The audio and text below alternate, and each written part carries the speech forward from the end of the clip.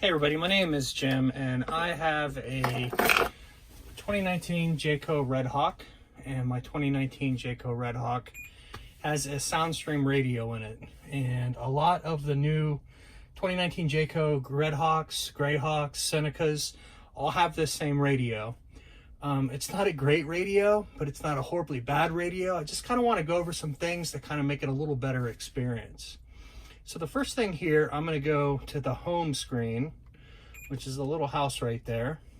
And we'll go into settings. So I'm going to go down to setup right here, and I'll show you a couple things that you can change to make it look a little bit better. So first off, we'll go down to display. In display, there's only 3 levels of how bright this is. You got low, mid, and high. I keep it on high, and even that's not great. There's a lot of bright sun. It kind of washes it out, but keep that one on high. So the LED color is one that you probably know of, because out of the factory, it comes to this auto setting right here. And you can see on the left-hand side, this is gonna go through a whole bunch of different colors. If you wanna change that, if you wanna make it just to one color, I like it white, so I'm gonna go down to the white color right there, and bam, we're good. Backlight time, all that does is how long it takes. It shuts off after you quit touching it. So I just keep that one on auto. So we'll go back, and I'm going to jump to the main screen here again. We'll talk a little bit about sound.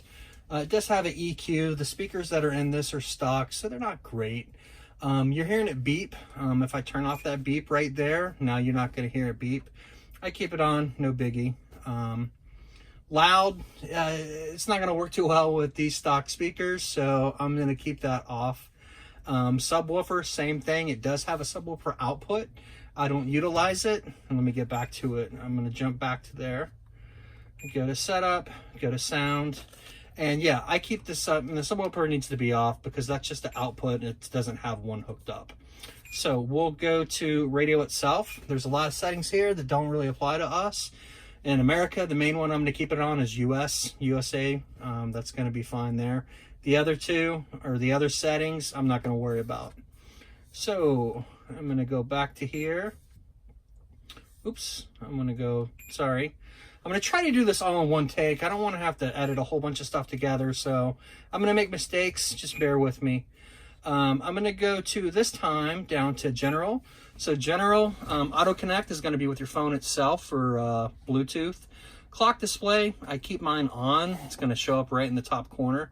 I keep it synced with my GPS clock, so when I get my signal from my GPS, it'll correct my clock. And let me get back there to general.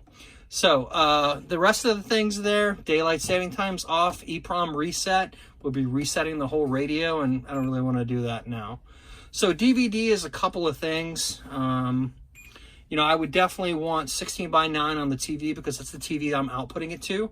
I definitely want to keep everything on English, and I would want to stay there. So I'm going to go back to system info. There's not a lot of anything that applies to us here. Not that big of a deal. So maybe if they need it for troubleshooting, but all right. So that's the general stuff that's really with the setup there. And the next thing I just kind of want to talk about is your settings over here. If you want to change your volume, the best thing I suggest to do is hold it down. And actually, so the best thing to do is hold it down, and you can see it changing up. You can just sit there and tap it, that's fine too, but it's just easier if you kind of hold it down, and that gives your volume there. Your button right here for power, if you just tap it one time, it'll mute it. So if I'm going through, you know, if I'm in a state park or something, and I come up to a window and I just need to mute my music, I can just tap that one time and it'll put me on mute. If I need to turn it off, I'll press it down and hold it, okay? So I'm gonna jump over to the GPS, and I'll talk about the GPS. The thing about the GPS is it's incredibly low level, it's incredibly cheap. It's not designed for an RV. Which, you know, again, if you're driving a place where you need to make maps to go to multiple locations, if you wanted to build a route, or maybe you wanted, you know, to avoid those low bridges, railroad crossings, those kind of things, this GPS isn't for you. I would suggest either a standalone or, you know, pre-planning to you kind of avoid those things. I use the GPS a lot. We travel a lot around in Florida. So I usually know where I'm going for the most part, and I just kind of use it just to see what it does. Just understand it's going to do U-turns. It's going to take you places where you probably don't want to go in a giant 25-foot RV or even bigger Seneca or Greyhawk. So just kind of keep that in mind. I do want to go to setup for this, and we'll kind of go through the settings for this. Sound and warnings. This was one of those things that kind of drive me batty for a little bit. Volume, I wanted to turn the volume. I've got master, voice, ding, alert beeps, and if I scroll down over here, I've got like key. So the key is really just tied to all of them. The main one I wanted to set was my voice. I wanted to have that at a good level so I'm not blowing out my Bluetooth. All right. So I'm going to go back here. A couple other things here for sounds and warning, advanced settings. You know, I use the full street names that will tell you the street to turn on to. Foreign language areas, I'm not really quite sure what that is, but I kind of keep it to those. Going back over to here, customize quick menu. There's a lot of stuff you can do with this. How good it is, I'm not exactly sure, to be honest. So, you know, you can set your, you can build a route. Like if I needed to go from one RV park to a state park, then to a national park, I could build that route, and that would be through Create Route right here. It will allow you to add a couple of different places. How many places, I'm not exactly sure. Okay. So, just kind of want to jump back a little bit. Couple other settings here. Traffic, it mentions traffic here. It looks at historical traffic. So it's not like a lot of GPSs will get traffic over FM radio. This doesn't do that. It realizes that if you're in an area and it's slow, it's going to remember that, and the next time it's going to prompt that. So I'm not going to trust that traffic in any way. So I'm going to go back over here. I'm going to go to, we'll look at user profiles. If I had different drivers, if I wanted to set this, I could. I'm just going to probably keep it at that main one there. Map settings, we'll go into that one. You have your ability to view it 3D. You have your viewpoint, either normal, or you could always make it face, I think it's north, or yeah. So it kind of turns your 3D effect. I keep that one on normal. Automatic overview, the closer you get to something, it kind of zooms in. I keep that one on. Colors, I keep that on auto. And then the day map color, you know, again, I'm going to keep those on auto as well, just to kind of make it easy. Display, if I go to display, it has your ways of which you can set it. You can do, I keep my menu animations on when it kind of just changes around. There are different settings for daytime. If I was to go into, I could set it to default night or default day. It's not like a bunch of different colors for that. So I'm going to go next to, let's jump back here. I'm going to go down a little bit. Couple other settings that I've noticed.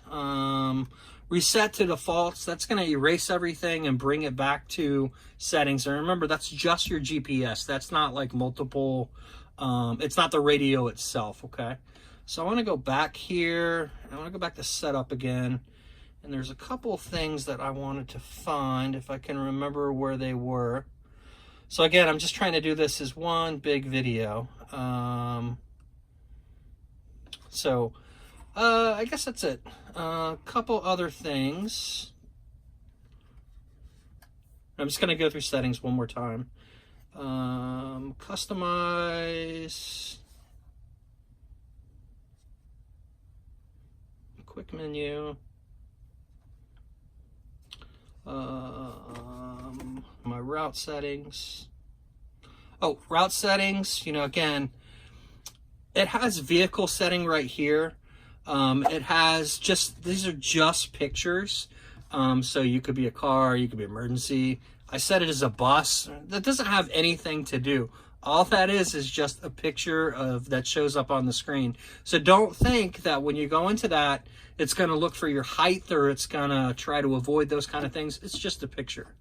So, couple other things to take a look at now. There isn't like a home setting on this. So like most GPSs that I've ever had, or one in my car, you know, of course I have like a home setting. You don't really have that with this. What you'll need to do is go into a destination, and you can set a favorite. So you can set a favorite, and that would be your home setting. So if I need to go home, I could hit my favorite, and that could take me to there. Couple other things here, like in my history, if I look on my history right here, these are the places that I've been to, my campgrounds. You know, if I wanted to pick one of those, I would select it, of course, and then go to it. It's going to think a second. It's going to build the route planning. And then a couple of things to show on here. It's counting down to go. I'll just go ahead and hit go, make it a little bit easier. Some things to show is my distance is going to be 30 miles. It's going to take me 51 minutes, and my arrival time is going to be 8:31. You know, again, it's showing my settings. The good thing about this is it will show your speed, or not your speed, but it'll show the speed limit of the area. And it's pretty good. It's not, I have a better GPS on my car, and it works a lot better. But, you know, again, for an area you're not really sure, you can kind of glance over there and see the speed that you should be going, and it kind of helps out things. So I'm going to just play around in here, a couple of these settings.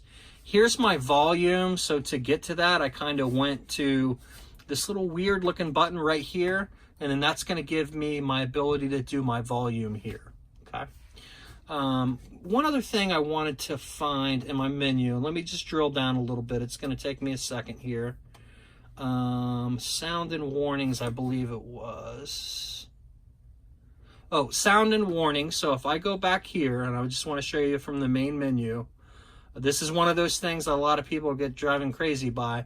But if I hit that little setting right there, and I go to sound and warnings, and I go to my next screen right here, speed warning settings. So if I go into that, you can do visual, and what it'll do is it'll change the speed limit. It'll change it to red. So you can kind of look over there and see what you're doing. Speed limit's always visible. I keep it that. And then the warning my speed is 110% of limit. I cranked it up a little bit. So the reason I did that is I don't want to hear all the time. I don't want to hear tell me that I'm going too fast. So if I hit this warn when speeding, it's got audio and visual. So now when I go over that speed limit, it's going to tell me. I'm going to hit it one more time. You can do it to disabled. Like I said, I like to keep it right there on visual. So my speed limit pops up in the bottom left-hand corner. When it shows up, I look at it, and away it goes. I know that I'm doing the speed limit. I speed all the time, but anyway. So again, that's just a couple of the settings. You know, this GPS and the radio isn't the world's best, but it will work pretty well. I mean, for really what it is. The one other thing I wanted to show you too is I want to go back to my menu. So I'm going to hit that little button right there. It's going to take me to my home menu here. And scrolling through these different things here, if I hit my I didn't want my radio. If I hit my AV in, so I hit my AV in at the bottom right hand corner. So now it's going to play from my TV to here. All right. And again, if I'm back in the RV, I'm usually playing with the remotes itself. So we don't have to come up here. But if you jump in your RV and you're taking off and you forget to change it, there's nothing on the screen, so it kind of is confusing. If you just tap the screen, that little orange button in the top right hand corner will show up, and now I can hit that, and now I can go to whatever setting I wanted to use. If I wanted to use, you know, Bluetooth or whatever. Shoot that. So, you know, again, by no means am I an expert on this. If I can help in any way, ask a question and I'll come out and take a look at it. Or hopefully we can work together. Maybe other people know some other settings. Feel free to put information on that. I'll put the name of the model into the search, into the title of this. So hopefully if people run across it, they can use it and away we can go. So thanks for paying attention. I appreciate it. Have a great day.